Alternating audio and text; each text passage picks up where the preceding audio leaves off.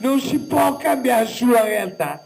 Continuare a cambiare tutti i giorni la realtà non serve a niente, capito? Una via o un museo dedicati a Stefano Caglioni. Noi avevamo lanciato questa idea a poche ore dalla morte dell'artista bergamasco. Il dibattito è stato molto caldo. Bergamaschi, vi siete scatenati, oltre 1100 voti al nostro sondaggio. Ecco cosa avete deciso. Il regolamento, va detto, prevede che debbano passare 10 anni dalla morte di una personalità per intitolargli una via. Ci sono però alcune eccezioni. A proporre l'intitolazione di una via ad una personalità è la giunta comunale di riferimento, la quale poi sottopone alla commissione toponomastica la proposta. Bergamo, almeno negli ultimi 12 anni, ha concesso una sola deroga a Domenico Bosatelli, ideatore di Chorus Life, tra via Panzana e via Serassi. E un'altra eccezione per il Cagliù?